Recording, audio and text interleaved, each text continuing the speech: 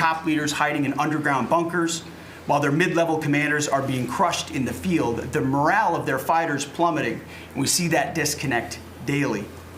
They're privately admitting, as you said, Mr. President, very heavy losses. We know that.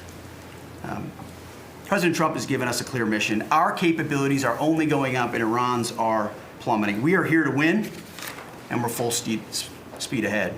So, Steve, we appreciate your efforts. We pray for a deal, and we welcome a deal, and we have the ultimate deal maker to make it happen. But in the meantime, as I said yesterday, the Department of War will continue negotiating with bombs. War is negotiation by other means. And finally, I want to thank our incredible troops, our pilots, crews, sailors, refuelers, air defenders, the absolute best of America, the real 1% of our country. This president, President Trump, has your back. And I know this cabinet prays for you every single day. And we ask the American people to do the same as they continue in this mission. God bless. Thank you. Thank you very much. It's great. I think before I ask Scott to say a couple of words, it would be great if people like the mayor of Chicago and the governor of Illinois would say, please come in and stop the crime. A beautiful young lady was killed the other day, and the father was a very good friend of Dan Scavino. And he took it very hard. Dan took it very hard. Like the father, friends. They grew up together. And it's a young lady whose life would be saved if we did what we did as an example in Washington, D.C., which is now a safe city. All the time, people come up to me in the building, people that work here, they say, thank you so much. I know immediately what they're talking about. They're able to walk to work. They walk to work. You all walk to work. Some of you were mugged. I know you told me stories. Some of you were mugged. One person in particular was viciously mugged. In the group right here, it's not happening anymore. You have a safe city. Louisiana, the governor of Louisiana called me, can you help me with New Orleans? They just had the Mardi Gras. He said it was the safest Mardi Gras we've ever had. Sounds terrible to say. No murders. You know, it sounds like, who would say this? No murders, but they always had murders. They had a lot of crime during Mardi Gras. He said virtually no crime. We had the troops down there. Memphis, Tennessee, I just got back. We were there. Crime is down 75%. In a short period of time, we're there 5 months. We could do that for Chicago. We could do that for New York. We could do that for L.A. And we could do that for, frankly, San Francisco. I know they have a mayor who's trying very hard. He's a Democrat, but he's trying very hard. But we can do it much more effectively because he can't do what we do. He can't take people out from the city and bring them back to the country from where they came, where they were in prisons. They were allowed to go in prisons. There were drug dealers, the highest level drug dealers, murderers, 11,888 murders. We do things that they can't do. I had friends calling me up from San Francisco. Could you give him a chance? I said, absolutely. If you want him, we'll give him a chance. He's trying. He's doing okay, but we could do much better. We could make it a lot safer than it is. San Francisco, a great city, was a great city, could quickly become a great city again. But, you know, they're going very slowly. I tell my friends they're very substantial people. They're in a certain business where people have made a lot of money. I hope that lasts. But they have a tremendous potential. It was one of the greatest cities in the world. Now it's got a lot of crime. And the mayor is really trying it. Again, a Democrat trying. And I spoke to him. He just wants to have a chance. And I said, we'll give you a chance. But we can solve it very quickly. This young lady would be around today if we were around, because we have nobody coming through our border. I mean, literally for 9 months, it's zero. It's hard to believe that that number can be possible because millions of people came in through Biden. But nobody even tries. We don't have the caravans of thousands, 25, 30,000 people pouring into our border. They come up in caravans. We don't have caravans anymore. There's no such thing anymore. There's a name that I think I developed, but somebody developed it, but I think it was me. I thought it was and appropriate them. Thousands of people would come up and just barge into our country, totally unchecked, totally unvetted. And this man came in, Dan, right? And he came in through the ridiculous open border of Biden. If we were there, the election was rigged. What are you going to do? Came back, big comeback. But if we were there, we wouldn't have had people coming through. It's amazing. You know, it's so easy now because everyone knows they're not getting through. We don't have any caravans. Once they know that, when it was easy to come through. When I heard that they had an open border policy, I said, boy, this is going to be, I couldn't believe it. But when it was actually, you know, it dawned on me because I had built 1,000 miles of wall and we were finishing up some and he didn't want to finish it up. I said, they really do want to have an open border. And we got it finished. But that young lady would be alive today. And she'd be alive for another reason, because we would have the National Guard in Chicago and in New York and in other places. And they love doing it. It's like training, to be honest. It's actually training. I never want to take them out of D.C. I mean, maybe somebody later on will do it, but I never want to take. You know, the people, they look, they say, we feel so good, we feel so safe. We see these beautiful, strong people, and they're so nice. They help. They open the doors for people. They carry bags. They pick up paper when they see paper on the ground. I looked at D.C. last night. I drove to make a speech, and I drove through, and I said, take me this way, take me that way. The city's clean. The fences are down. You don't have homeless all over your parks. I mean, we had parks. There was no room for anything else other than homeless. It's all clean and nice. And it'll be even more beautiful in a year from now. And we have some projects that are great. This ballroom is going to be something that's so beautiful for the city, so desperately needed by presidents. I mean, now it's no secret the military wanted it more than anybody. It was supposed to be secret, but it became unsecret because of people that are really unpatriotic saying things. But doesn't matter. Doesn't matter. It's going to be great. We're building an arc, a triumphal arc, which will be incredible for the city. Incredible. We're fixing up what was the Kennedy Center. You know, I was honored when the board changed the name a little bit. Actually, it shows that the Republican and the Democrats, they work together. It's really something we work together. I think it's a great symbol, actually. But we're doing a lot of work. That building's ready to fall down. It's in terrible shape. We're closing it. We're going to open it with a bang in less than 2 years. It'll come in under budget, ahead of schedule. That's what I do. It won't be like the Federal Reserve that's costing $4 billion or something thereabouts. Think of it, $4 billion. You know, it's amazing. I said to the group before, I said, everything I do, I get sued.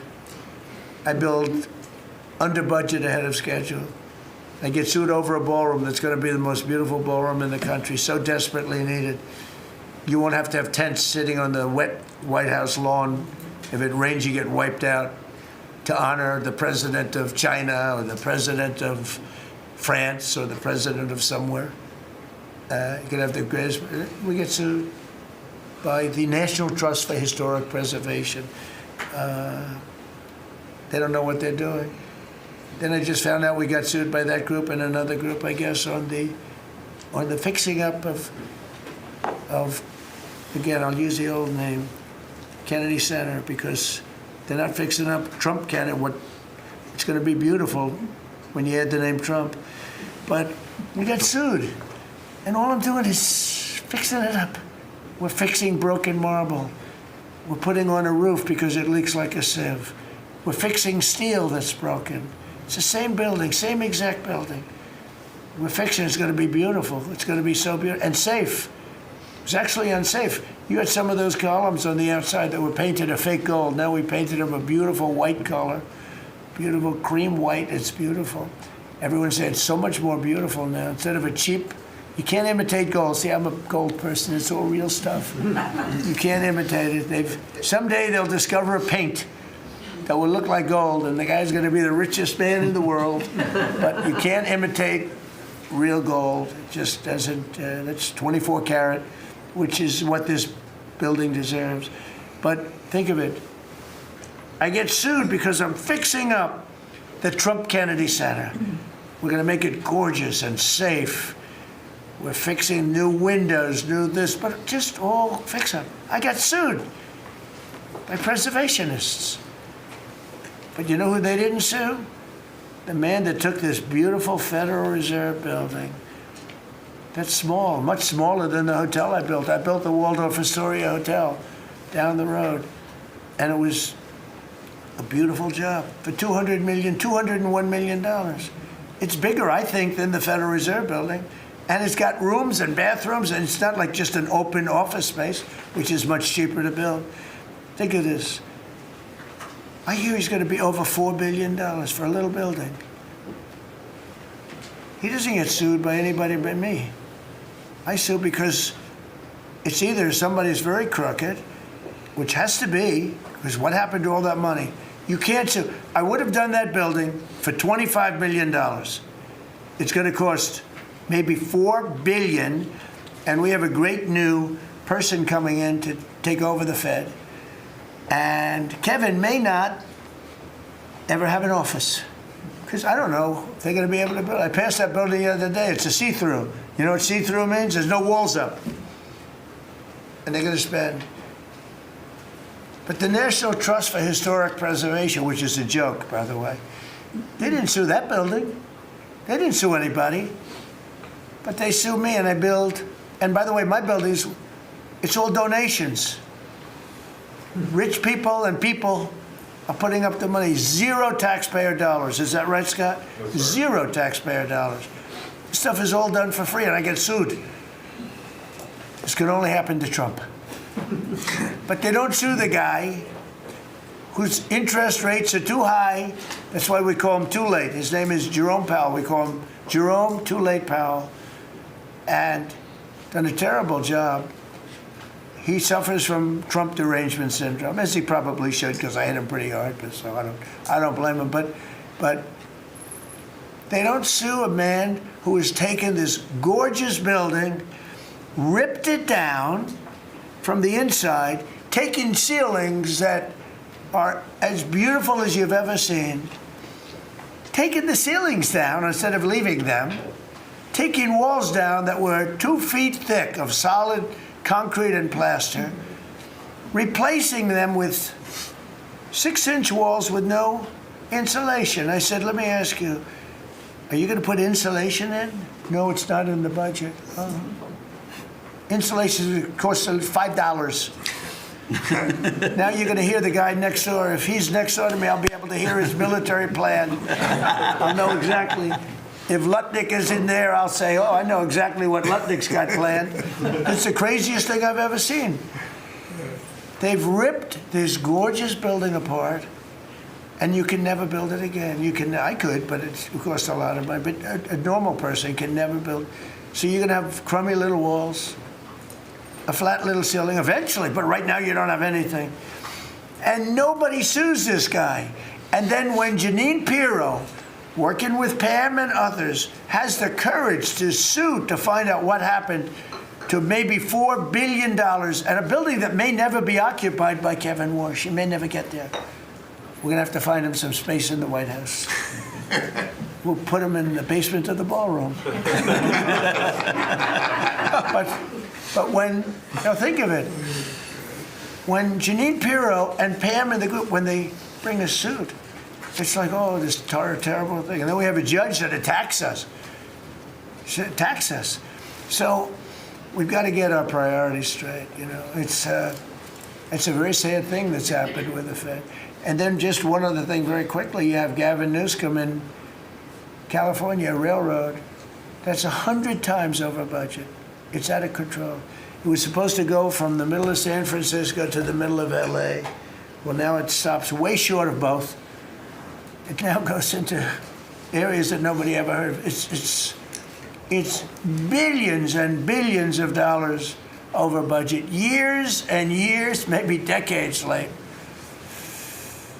And that's why we have a country that has a lot of problems, you know. We have incompetent people. It's all people. Think of this, Federal Reserve, I would have had that building done for $25 million. I would have, if I did it, it was up to, somebody else would have done it for more. So maybe 50. But you could have done that building, if it was properly done and planned, you would have done that building for, I would have done it, for $25 million, and it would be better. It would be better. See this pen right here? This pen is an interesting example. It's the same thing. So this pen is very inexpensive, but it writes well. I like it. But I can't have the pen the way it was. You know what it is. I don't want to give too much publicity, but they do treat me well. Sharpie. So I came here, they have $1,000 pens. And you know, you hand pens out, you're signing and you hand them out, you're handing them to all these people. Sometimes you have 30, 40 people. And they were $1,000 a piece. Beautiful pen, ballpoint. 1,000, it was gold, silver, gorgeous. But I'm handing out to kids that don't even know what they're doing. What is this, Mommy? It's kids. They're getting a pen for $1,000. They have no idea what it is. And I feel guilty because I'm like, you know, I'm by nature, I don't, you know, it's the government. I love the government like I love myself economically. I want to save money. So I'm saying, this is crazy. And it had another problem. They didn't write well. So I take it out and I saw it and there's no ink. And I got all you people looking and you say, there must be something wrong with Trump. And I'm signing and there's no ink in the pen and it costs $1,000. This one, I called the guy. I said, I'd like to use your pen, but I can't have a gray thing with a big S on it saying Sharpie. As I'm signing a $1 trillion airplane contract to buy brand new fighter jets, brand new B-2 bombers, of which we just ordered plenty. I can't do that with the press. Use your pen, but I like the pen the best, but I'll sign it. I could do like Biden did, you know? Give it to somebody else to sign, or an auto pen, or maybe sign it separately in another room, but I can't use your pen. He said, well, I can make it nicer. I said, what can you do? He said, I'll paint it black. I said, that's nice. And I can even paint the White House on it, sir, if you like, in gold. Almost real gold, not bad. And I can even do your signature, sir. And by the way, this was not staged. I just saw the pen sit there. I thought of this as an example of how $25 million spent by me at the Federal Reserve Building would be a better job than $4 billion that they're spending. And you know, one of the things that Kevin Warsh told me, he said they ripped down the nicest building. I don't know what building they're talking about. They ripped down a building, Scott, right? Kevin Warsh said it's the most beautiful building in Washington. He said the most beautiful space. They ripped it down. Why did they do that? I don't know. Do you know what he's talking about? Is it true? Yes, sir. They ripped it down. We have a moron at the Fed.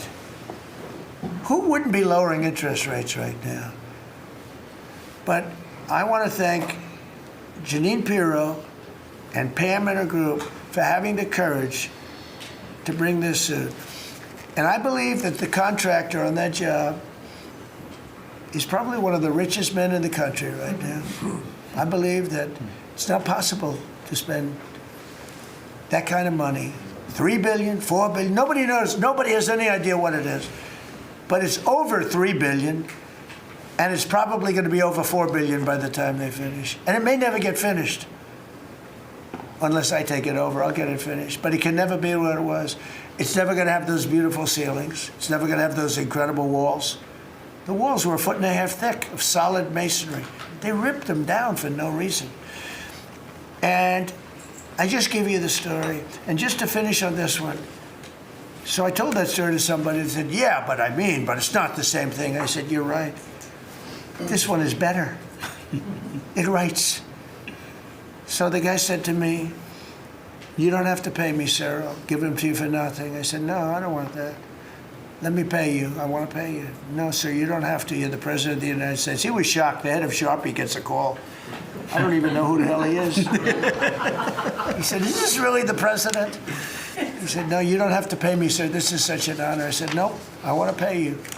And he said, what would you like to pay? I said, how about $5 a pen? He said, that's all right, whatever the hell we agreed to. Peanuts. As opposed to 1,000. And these were $1,000 pens. And we were giving them out. Sometimes, you were there for signings. I'd have 30, 40 people standing behind me. I'd give out 40 pens to people. Then somebody would say, could I have a couple extra? This way I'd go like this. Here, you want 5? Here, take 5. But the bottom line is, they're better pens. It's a business story. So for $5, could be 0, but for $5, I get a much better pen than for $1,000. And I can hand them out, and actually they become hot as a pistol. So what can I tell you? With that, could I give it to, please, a man who's done a great job at Treasury, Scott? Good luck, Scott. Well, sir, as always, you're a tough act to follow, but that is very illustrative. Your economic leadership has made our military mission possible. Mr. President, national security, as you always say, is economic security. Your leadership has shown the American people that there is no prosperity without security. That our mighty military on one side, but the U.S. economic strength is fighting off this evil regime. The Iranians believe they are fighting a two-front war. It is the military war that our great warriors are prosecuting, but on the other side, they are trying to take control of the global economy through a choke point that we believe does not exist and that we will overcome. The historic operation at Epic Fury seized a generational opportunity to demolish a regime that has coordinated over 4 decades of global terror and claimed thousands of American lives. Many people, especially the Democrats, underestimate the will of the American people for short-term volatility for 50 years of safety that we are going to have on the other side of this. And I believe energy prices will be lower, inflation will be lower before we had the appearance of security, which is not real security. Now, the American people and the world will have absolute security. Through your maximum pressure campaign, Treasury has worked to uncover all financial lifelines through the regime and cut them off. You gave that order last March. This was not something that happened overnight. This is something that has been contemplated for almost a year. The Iranian financial system collapsed in December. We have systematically weakened Iran's ability to fund operations and procure weapons, and that required months of preparations. Threats to American national security have no place in the global economic system. The oil market is well supplied. We have taken actions to ensure oil supplies stranded at sea are made available to the global market. Your bold actions like the Development Finance Corporation's Maritime Reinsurance Program in conjunction with Central Command will soon provide shippers through the Gulf region with a level of security we have never seen before. Mr. President, we are starting to see more and more movement in and out of the Gulf today, and this is more than yesterday, and this is the beginning. I am confident that shipping traffic will continue to increase on a daily basis, even before we secure the straits. Turning to the home front, the U.S. economy remains strong. We had a strong economy thanks to you. We are the best insulated in the world thanks to your energy efforts in Term 1 and Term 2. The U.S. is an energy superpower. American workers' purchasing power is finally being restored. The latest figures indicate robust real compensation increases. We are starting to see the working family tax cuts benefits bearing fruit this tax season. 44% of tax returns have claimed at least one of your signature policies: no tax on tips, no tax on overtime, no tax on Social Security, deductibility of auto loans. The average tax refund is up more than 10% for working Americans. The economy you vitalized through your pro-growth policies is well positioned to withstand these temporary disruptions. The United States dollar has reasserted itself as a safe haven asset. The U.S. dollar has appreciated since the hostilities began because everyone knows, thanks to your efforts, the U.S. economy is the best position in the world and capital is flowing in. Efforts to reprioritize economic security are ensuring the United States remains secure, resilient, and prepared for the challenges ahead. As we approach the 250th anniversary, America will never be safer and more secure militarily and economically. Thank you. I just want to ask you a question. Is this guy central casting? I'm looking at him. I'm in Treasury. He might not be so good for war. I don't know. Pretty good. No, I'm looking pretty good too. I'm looking at this guy. He's central casting. Even the glasses are perfect. Where do you get those glasses? I think I'm going to get glasses. That's beautiful. Great job. That's really good. No, he's done a great job, and you all have. Proud of you all. Do you have any questions? Yes, Mr. President, are you going to go in for the uranium? Like, how do you secure Iran and... Let's assume I was or I wasn't. Why would I ever answer a question? Can you accomplish your What goals kind of a without question? Am I going to go in for the... Oh, yeah, I'm going in. We're going in tomorrow at 3 o'clock. How could you possibly ask a question like that and expect an answer? I don't know. But I don't know. I think you're a friendly person, too. It's just such a ridiculous question. Mr. President, yes, Mr. President. Please. Thank you, Mr. President. There's been a report that potentially the U.S. is looking at diverting some munitions, air defenses that were meant for Ukraine to the Middle East. Is there any accuracy to that? Is that something you're considering? Well, I'd have to ask me, but we do that all the time. You know, we have tremendous amounts of ammunition. We have them in other countries, like in Germany and all over Europe. We have, you know, we're packed. And sometimes we take from one and we use for another. We help Ukraine. Biden started, and he gave $350 billion away. Too much, way too much. And we sell it now to NATO. We sell it to NATO, and they probably give it to Ukraine. Mostly, I think they give it to Ukraine, but we get paid for everything that we give. We don't give anything anymore. That's a tough situation. That whole Ukraine situation, very, very tough. We're working very hard on getting that one solved.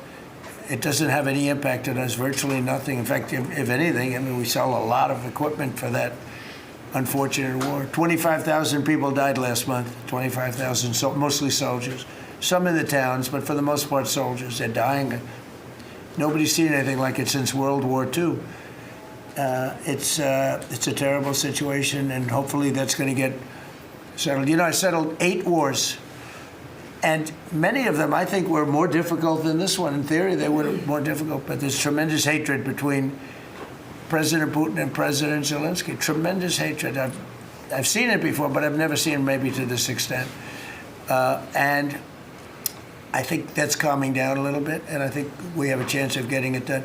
But it doesn't affect us. Thousands of miles away. That's why when I heard the head of Germany say, this is not our war, about Iran, I said, well, Ukraine's not our war. We helped, but Ukraine's not our war. I thought it was a very inappropriate statement to make, but he made it. You can't erase it, but he felt that way. I said, well, you know, Ukraine's not our war, and it's not, but I would like to see all those young people stop being killed. I mean, they're being killed. It's like a slaughterhouse. What's happening there is horrible. 25,000 on average. 2 months ago, it was 31,000 people died in 1 month, Marco, right? I said, it's getting crazy. It's getting worse. Think of it, 31,000 soldiers, both Russian and Ukraine, died 2 months ago, 25,000 last month. And if I can solve that, it would be a great honor to do it. I wish it could have gone faster. I solved other ones in 1 day that had been going for 32 years. We stopped one that was starting. It was already started. India and Pakistan, and the Prime Minister of Pakistan, a very fine gentleman, said President Trump solved something that was going to cost 10 million lives. That was going to cost a lot of lives, 2 nuclear nations. And those were complicated, but we got them done quickly. This one is, it's a shame And the only reason I'm doing it, frankly, is because I want to stop death. I want to stop the death from happening. I think I'm going to go with a man that I've missed, Brian. I haven't seen you in a long time. I've missed you. He's been in a very strange location. I don't know. He's had a strange thing happen. But anyway, go ahead, Brian. Well, good to see you too. Actually, good to see the entire cabinet here. Good to see you too.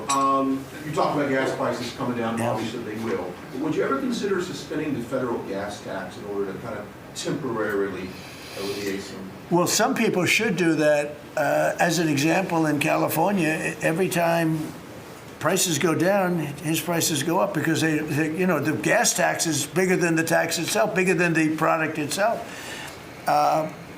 It hasn't. I mean, we've thought about it, I guess, but honestly, when I did this, I knew it was going to be a little bit. We had the greatest economy ever. We had the greatest stock market in history. I said, we're going to take a little bit of a hit, a short-term hit. It's going to end up going much higher than it was, in my opinion. I said we're going to have a great stock market.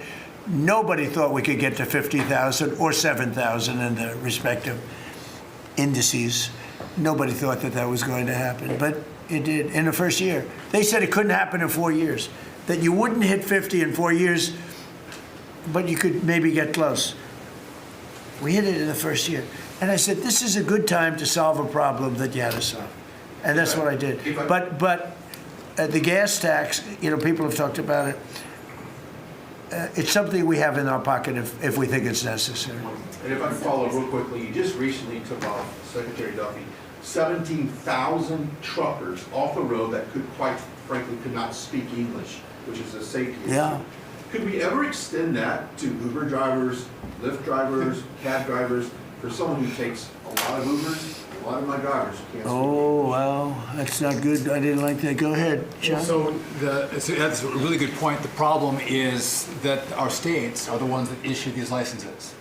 So with commercial driver's licenses, we do have some federal control. But again, we have thousands of people who can't speak the language, long-standing rule, and it's a safety issue, right? If you can't understand road signs, if you can't communicate with law enforcement when you're pulled over and communicate what's on your rig, huge problem. But the last administration, Mr. President, they let truck driving schools self-certify that they were qualified to train truck drivers. And so this is like the Leering Center. So you pay $800 and you get a certificate that you passed a CDL driving school. And again, they have no skills. They don't have the knowledge and they don't have the skills. They haven't gone through any of the testing. And then they get licenses and they're killing Americans on our roads. So it's remarkable the rot that the last administration allowed to take place. We are ending that, and I need partnership with our states. Even California started to come on board. Even Gavin has started to play ball with us, which is surprising. Shocking. Not all the way, a little bit of ball. Mr. President, yes. It's interesting because I just saw something that the nursing home business and the daycare centers in particular, they went out and inspected them in Minnesota, and they didn't exist. They're knocking on the door. He happens to be a young man, Nick, nice young man. He's done a very good job. They're knocking on doors. It's like homes, and they're getting hundreds of thousands of that. They didn't exist, and in California, it's worse. It's even worse. And I spoke with Russell Vogt. I said, Russell, don't send them any money. He said, but we have a court order that we have to. Can you believe it? A judge. The judges are really hurting this country. Our judges, Justice Roberts doesn't like when I say it, but the judges are really hurting this country. And frankly, the justices, the Supreme Court, has really hurt our country too. Mr. President, do you have a new deadline, given that there are some talks now? Do you have a new deadline before taking? No, I'll announce it. I mean, right now, you're talking about a deadline for doing some pretty big damage, even bigger than we've done. We'll see. Look, we have very substantial talks going on with respect to Iran, with the right people. You know, I told you about a present, right? Steve, can I reveal the present? You can do anything you want. Thank you. They said to show you the fact that we're real and solid and we're there. We're going to let you have 8 boats of oil, 8 boats, 8 big boats of oil. This was 2 days ago. And they'll sail up tomorrow. That was 3 days ago. And I didn't think much about it. And then I watched the news, and they said, a very good anchor, actually, happened to be Fox. But I watched it, and he said, something's unusual happening. There are 8 boats that are going right up the middle of the Hormuz Strait. 8 big tankers are going loaded up with oil right through. And I said, well, I guess they were right, and they were real. And I think they were Pakistani flagged. Yes. And I said, well, I guess we're dealing with the right people. And actually, they then apologized for something they said, and they said, we're going to send 2 more boats. And it ended up being 10 boats. All right, I hope I haven't screwed up your negotiations, but I thought it was appropriate to say, because I did taunt you the other day by saying they're going to give us a present. There were 2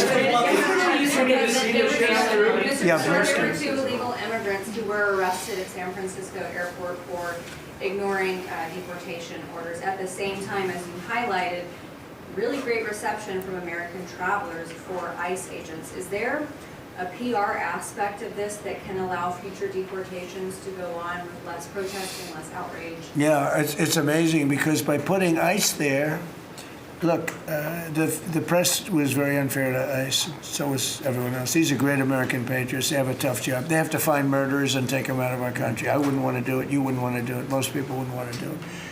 They do it. And, 11,888 murderers. And that's murderers. That's not drug dealers. That's not lots of other things. It's not people from mental institutions.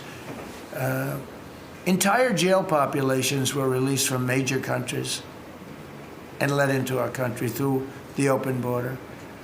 And ICE has done an amazing job. I wouldn't want that job. It's a tough job, dangerous job. So what happens is, by putting them at the airport, and I just say, do me a favor, take off your masks. And they did. For that, not for when they're looking for some, cold-blooded killers and they're in the, but for that. And they did. They took them off. And the passengers, I see the interviews of people, they're saying, these are nice people. One person said, he's a very strong man, but he's a nice guy. He grabbed my bag. He helped a woman with a bag that she couldn't lift. And I'll tell you, I don't want to use the word rehab, because there was nothing to rehab, but rehab from the press, because the press is so tough on them. And these crooks in Minnesota, these crooked politicians and dirty cops. They're dirty cops, they're dirty politicians. Waltz is a dirty, crooked politician.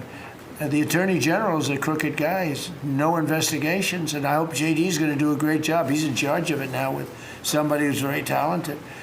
But I think it's easy stuff. They say $19 billion, think of it, is missing. $19 billion. If we would solve half of the fraud problem, Pam, in this country, we would have more than a balanced budget. We'd have a surplus. And in the case of Minnesota, it's very Somalia-oriented. Think of it. These people come from a crooked country, disgusting country, one of the worst countries in the world. Acknowledged to be one of the worst countries in the world. Some people say it's the worst. They have no money, they have nothing. They come to our country, low IQs, and they rob us blind. Stupid people. And they rob us blind because we have crooked politicians and we have dirty cops. The Attorney General is a dirty cop. It's my opinion. It's only my opinion. And something should be done about him. Let's see what kind of job he can do. Mr. President, yesterday you said that you hate mail-in ballots. Excuse me? Should Iran be able to charge a toll for the Strait of Hormuz? They're charging some vessels to go through. Oh, yeah. Well, should they be able to? I mean, they shouldn't be able to, but they're doing it a little bit. I don't look. Their capability is a lot less than it was 2 weeks ago, and with every week and every day, frankly, it gets less and less. All I can tell you is they're begging to make a deal. So let's see what happens. We may make a deal. Yesterday you said that you hate mail-in ballots. Tell me about mail-in ballots. Go ahead. You mean I used a mail-in ballot? You probably said, yeah, I did. Why did you You know use what? that? Is Because there a I'm president bias? of the United States, and because of the fact that I'm president of the United States, I did a mail-in ballot for elections that took place in Florida, because I felt I should be here instead of being in the beautiful sunshine But you taking. were in Palm Beach, sir, the last few weekends. That's right, and Could you have gone in I person? decided that I was going to vote by mail-in ballot because I couldn't be there, because I had a lot of different things. But you know, we have exceptions for mail-in ballots. You do know that, right? So if you're away, we have an exception. If you're in the military, we have an exception. If you're on a business trip, we have an exception. If you're disabled, we have an exception. And if you're ill, if you're not feeling good, we have. So I was away, mostly in Washington, D.C., so I used a mail-in ballot. But I appreciate the question, because I know it was so well-meaning. Yeah. Mr. President, I actually just looked up the company that owns Sharpie, and they stock turned positive after you mentioned it. Question on your end. By the way, they deserve it. Yeah, question on It's a your end. good product. So you gave a 5-day deadline. With oil tankers going through the Strait of Hormuz, is that a condition to move that 5-day deadline? Well, we don't want anything impeded. We want ships to go through. We don't know that they've dropped any mines, by the way, because we blew up all their mine droppers, right? We blew up every one of them. They're going to have to take them out on a rowboat or something. I don't know how the hell they get them out there, but we don't really know. You might speak to it. We don't know. There could be a few of them out there, but that's a lot. You know, if you have $1 billion ship and you get hit by a mine, it's not the greatest thing in the world. So if you think, the problem with that, that's not like you've decimated a military. If you think there may be a mine, that's a bad thought, and it stops things up. How are we doing in that regard, Peter? Mr. President, you're right. We have so heavily degraded their coastal defense capabilities and their naval capabilities that any strategic or operational attempts to do those types of things are extremely limited. And we continue to move over the top of that. Now, whether Iran makes a wise choice or not to try to execute that is part of how this deal comes together. But with every passing day, the military pressure that we're putting on them lessens their ability to really hold that militarily at issue. I mean, the problem with the issue of the Hormuz Straits is this: we've decimated them as a military. No Air Force, no Navy, very few rockets left.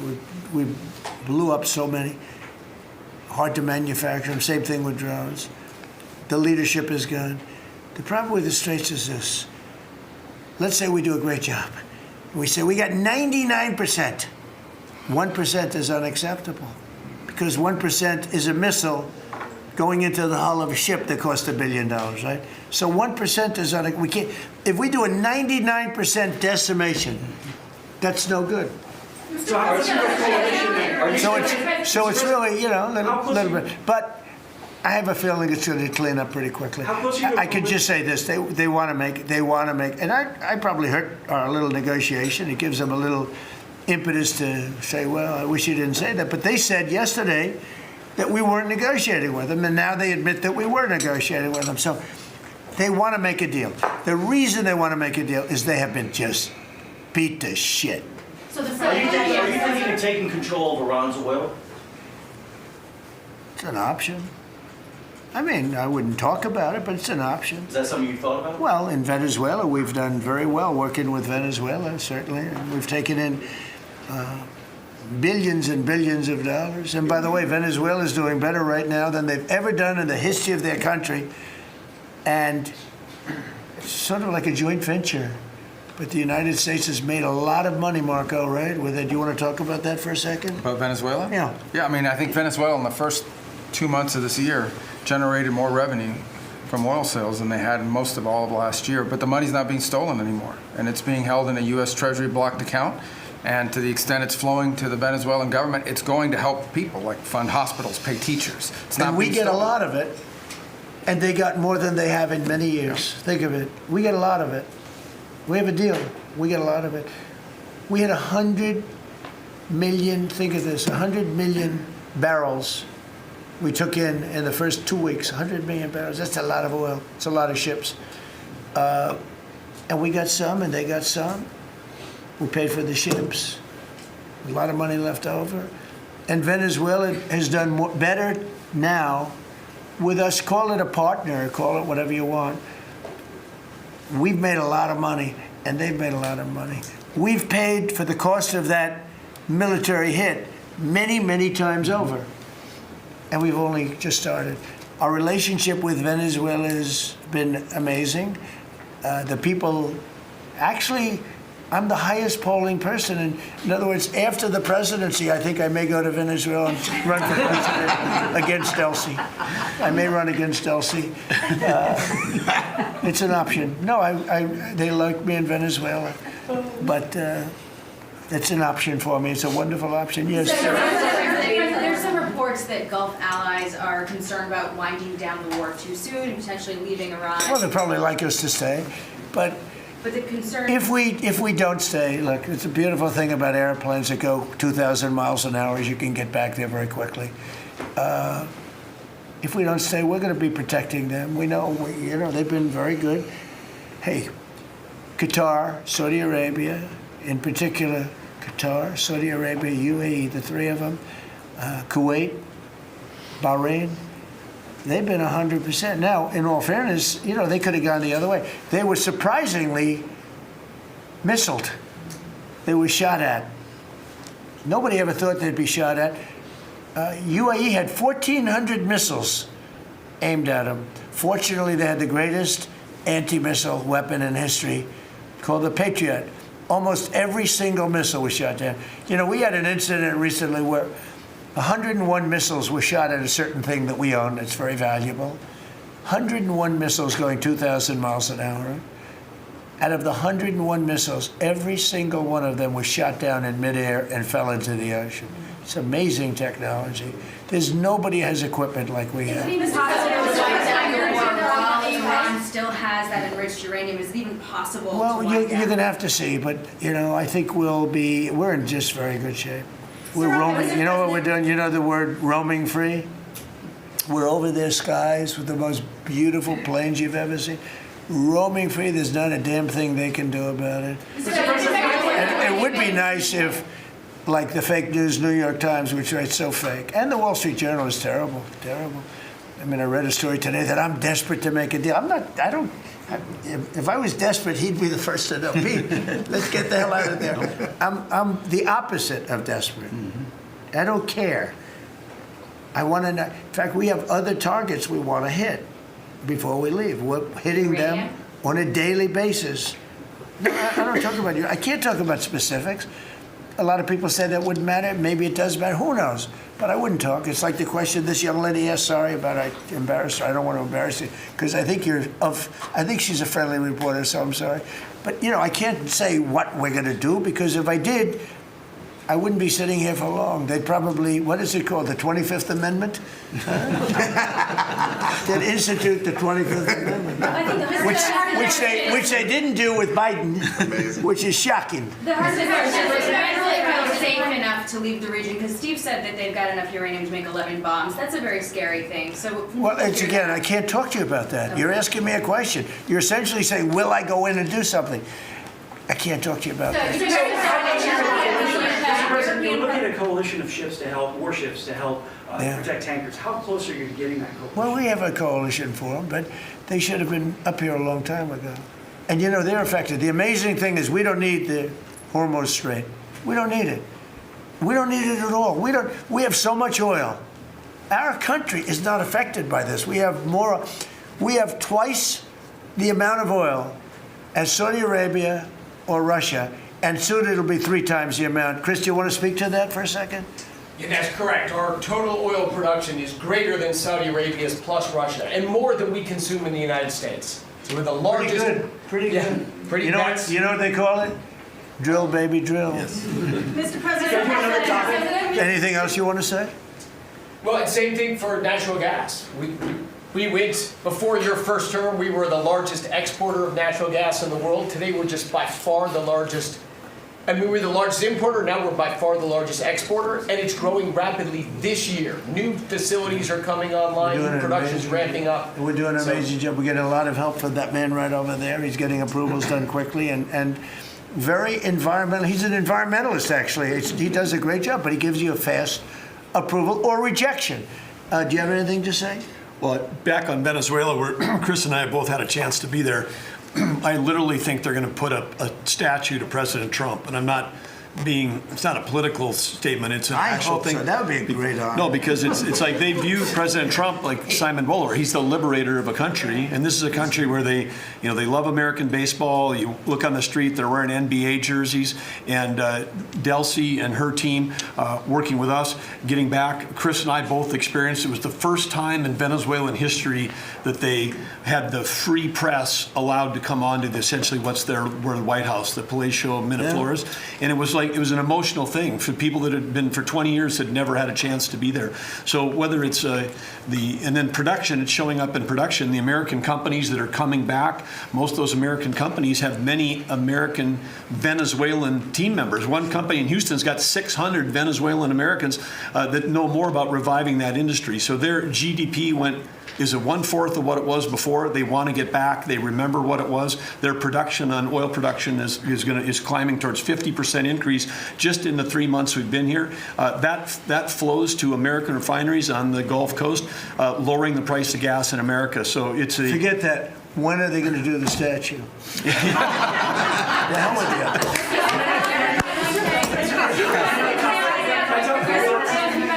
Thank you. You've been really honest about how disappointed you are in Sir Keir Starmer, particularly in relation to Iran. So I'm curious about your phone calls with him, how easy they might be. And also, were you surprised by... Are we talking about Starmer? Yes. Are you surprised by how weak... I think he's a lovely man. I do. I think he's a lovely man. But I think he did something that was shocking. He didn't want to help us. And maybe in particular that country, we were the longest bond, the longest ally. Australia, too. Australia was not great. I was a little surprised by Australia. I wouldn't say anybody was great, other than the 5 countries in the Middle East. We never really had very much support. We spend trillions of dollars supporting countries, and this is Little League. This isn't the big league deal. This is sort of Little League pool for us. Look, we decimated them in a period of a week. In the first week, it was over. In the first few days, it was over. I think the Navy took us 3 days to essentially annihilate that. They weren't there. So if there's ever a big one, which I hope there's not, but if there's ever a big one, I don't think they're going to be there. And that's not fair. And we have to remember that as a country, because we spend trillions of dollars protecting Europe, protecting the countries of NATO. They weren't there for us. For small time. This is small time. You know what? Venezuela is a big deal, but it's not the big one. They weren't there. So what makes you think they'd be there if we needed them for something? And your prime minister was not there, as you know. He was there after we won. He said, we'd like to send some ships. I said, we already won. We don't need them anymore. But can you explain why he was reluctant to help? Why he what? Why he was reluctant to help with Iran? He didn't have to. I didn't ask him. I just said, just tell me, no. I mean, we're always going to be there, or at least we were. I don't know about anymore, to be honest with you. I would have to be honest. We were always there when they needed help. We always would have been there when they needed help. I mean, think of it. We're there to protect Europe from Russia. In theory, it doesn't affect us. We have an ocean, big, fat, beautiful ocean. But we're there to protect NATO, to protect them from Russia.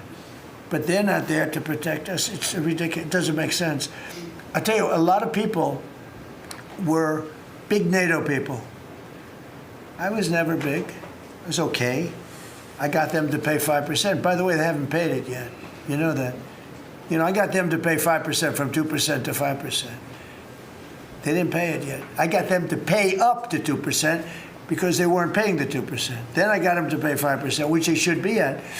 And we had a lot of, that was great, only Trump could do it. But the problem is they haven't paid. Because if you look at the numbers, they haven't paid yet.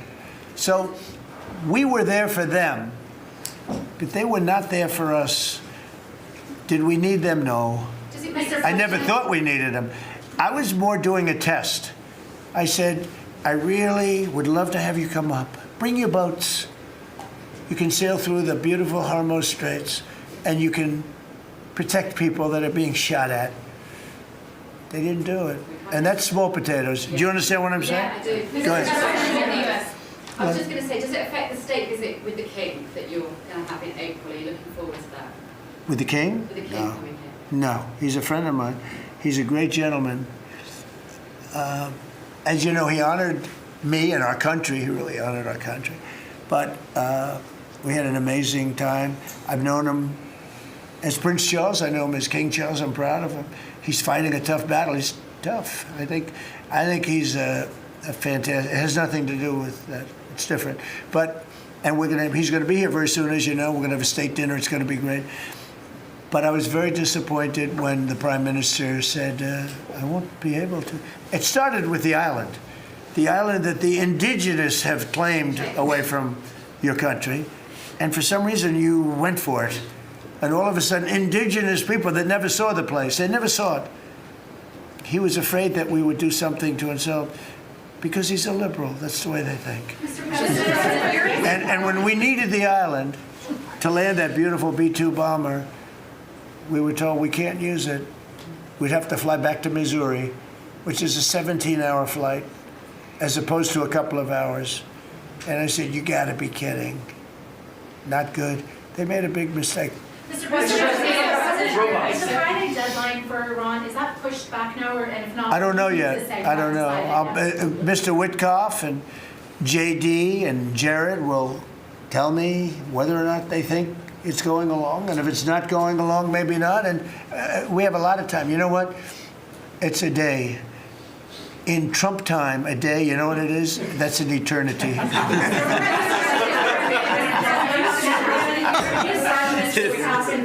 Say it, what? European Parliament just passed a major deportation plan. Some of the tenets of it are that member states can deport rejected asylum seekers to third countries regardless of whether they have a connection to it.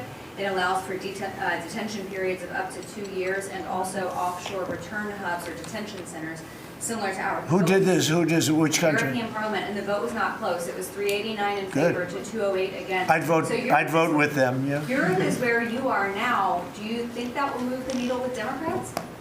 I don't care about the Democrats. The Democrats hate our country. The Democrats are in chaos right now. And they have no common sense. You know, they have one quality that's amazing. They stick together. And it's harder because they stick together in a ridiculous policy like men playing in women's sports, open borders for everybody, including murderers and anybody else that want it. We're open to you. Come in, murderers. You know why they do that? They do that for a couple of reasons, but they do it for votes because they think they're going to vote for the Democrats, even though I did great with the Hispanic vote, tremendous with the Hispanic vote. You know, I turned that whole thing around. The Hispanics like me and I like them. And you know, it's interesting with the Hispanics. When I built the wall, everybody said, oh, that's going to ruin us for the Hispanic. It was just the opposite. They know all about immigration and they know all about death and crime, and they're smart people and they have common sense. They wanted to be protected from the people that were coming into our country. So, you know, I won the election with a very tremendous Hispanic vote, and I think it's higher now than it was then. So, we're a party of common sense. The Democrats are a party of insanity. They're a party that will destroy our country. If I didn't win this election, I believe our country would have been destroyed by now. 1 year, that's all it would have taken. If you had Kamala or Sleepy Joe, either one, it wouldn't have mattered. They're the same thing. Two sleepy people, two stupid people. I believe, and by the way, Gavin Newsom, who is one of the candidates, I believe he took himself out of the running when he says he suffers from mental disability. And a reporter said it was terrible that I talked that way about somebody with mental disability. I said, I have no problem with it, but I don't want a person with mental disability to be my president. I mean, you don't want to have a person with mental disability being your president. And Gavin Newsom said that he can't read a speech. He can't do almost anything. And then he said he's as dumb as all the people in the room. And he got accused of being a racist, which was an amazing thing. I thought it was the worst interview I've ever seen anybody give.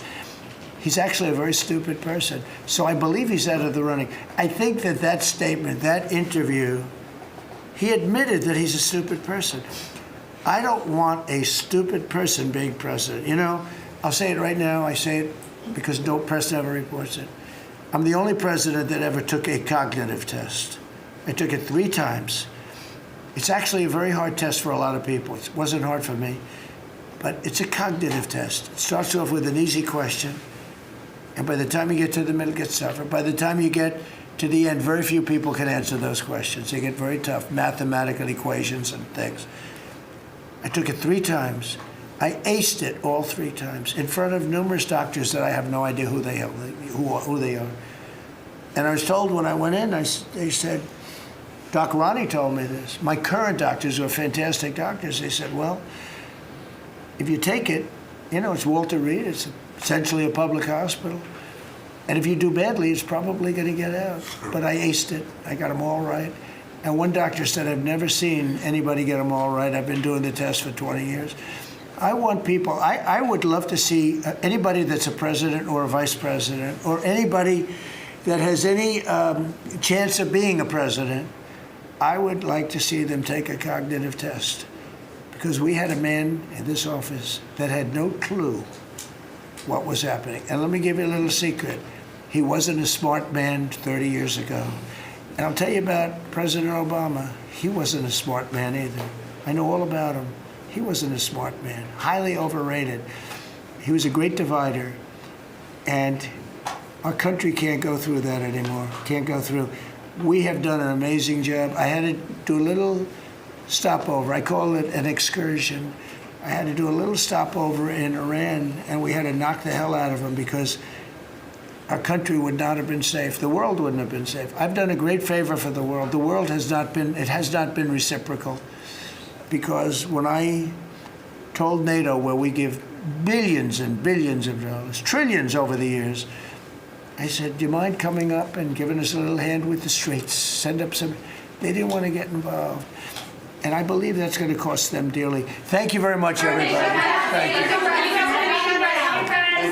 Thank you very much. Thank you, Mr. President. Thank you, guys. Keep moving. Thank you. Thanks. Keep moving, guys. Hitting Iran's military capabilities at a level that few people have ever seen before. People never knew there was such a capability. We're the strongest military anywhere in the world by far. I built it during my first administration, and I used it during my second administration.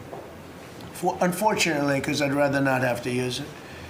But it's a display of force and precision and skill like nothing the world has really witnessed, although you got a pretty good witnessing of it in Venezuela also. And that was a smaller version of what we're doing now. We're crushing their missiles and drone stockpiles, destroying their defense industrial base. We've wiped out their Navy completely, their Air Force completely. We've wiped out a large percentage of their missiles. And the missile launchers, without the launchers, the missiles don't do any good.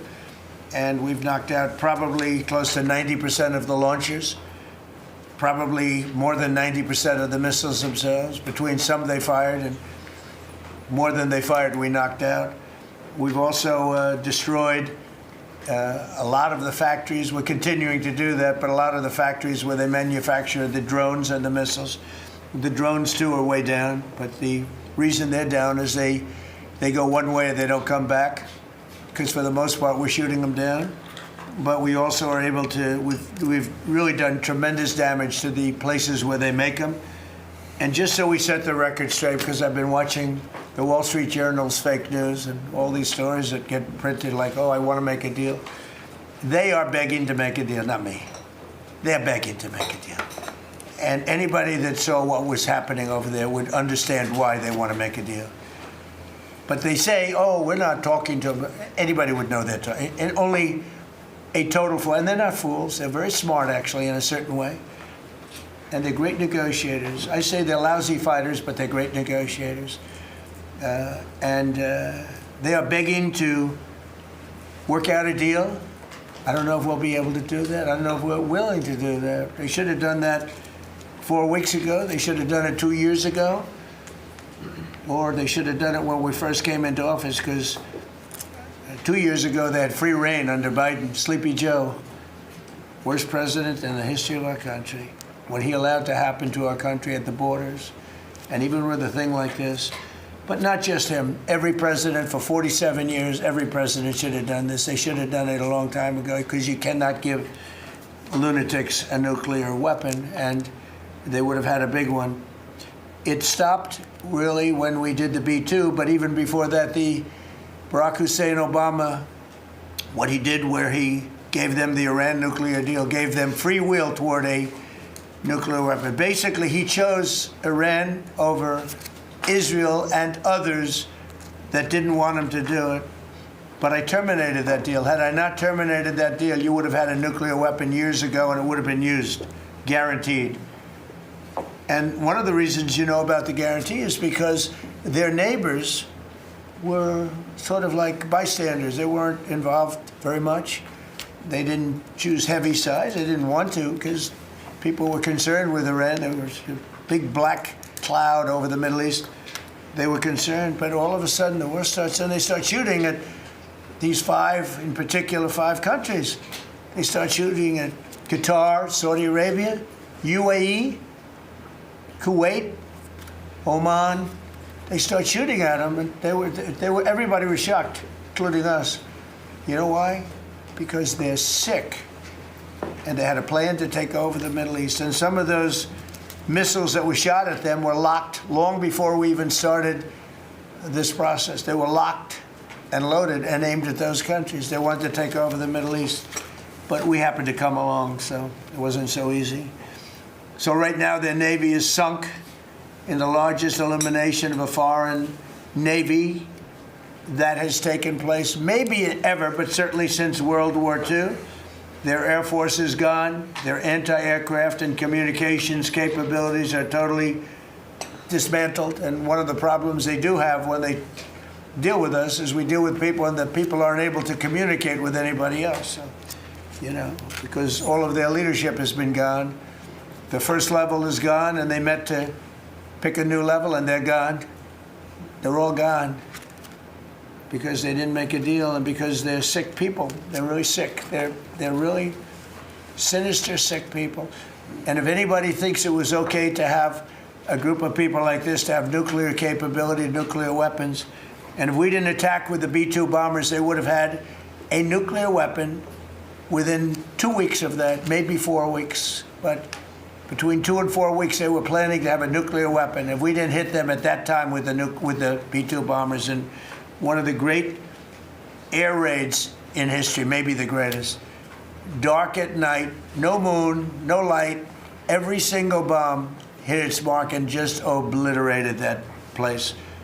So it's now buried deep under earth. And it was an amazing thing, but they would have a nuclear, and they would have used it without question. And you know that because why did they shoot all these countries that weren't even really involved with them? They weren't involved. They had no big problems. Because they're sick, because they want to take over the Middle East, not just Israel. Certainly Israel would have been the first on their list. They would have used nuclear weapons, a nuclear, you don't need too many of them, but they would have used a nuclear weapon on Israel, and they would have used it on the neighbors, and then they would have come after us.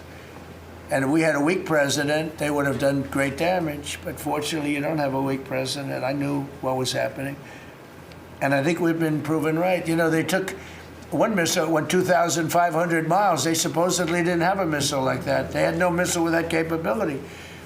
But they shot the now famous Ireland, the island that the UK was very afraid to give us because they didn't want to get dragged in. But we don't want to get dragged into their wars either. You know? It's one thing we're very disappointed, I'll say it publicly, we're very disappointed with NATO because NATO has done absolutely nothing. And I've always said, 25 years ago, I mean, I was somebody that wasn't a politician, but I was always involved in politics and I understood politics. I said 25 years ago that NATO's a paper tiger, but more importantly, that we'll come to their rescue, but they will never come to ours. And I want you to remember that we said this. They didn't come to our rescue. Now they all want to help. When they're annihilated, the other side is annihilated, they said, we'd love to send ships. They actually made a statement, a couple of them, that we want to get involved when the war's over. No, it's supposed to get involved with the war's beginning. or even before it begins. We had the UK say that we'll send, this is 3 weeks ago, we'll send our aircraft carriers, which aren't the best aircraft carriers, by the way. They're toys compared to what we have. But we'll send our aircraft carrier when the war is over. I said, oh, that's wonderful. Thank you very much.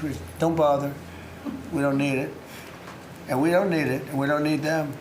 We estimated it would take approximately 4 to 6 weeks to achieve our mission, and we're way ahead of schedule.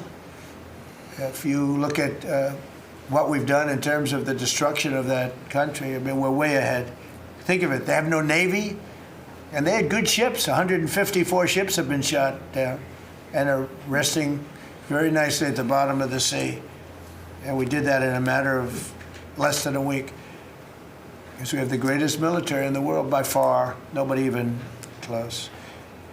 So we estimated it would take approximately 4 to 6 weeks to achieve our mission. 26 days in, we're extremely, really a lot ahead of schedule. The Iranian regime is now admitting to itself that they have been decisively defeated. They're saying to people, this is a disaster. They know it. That's why they're talking to us. They're only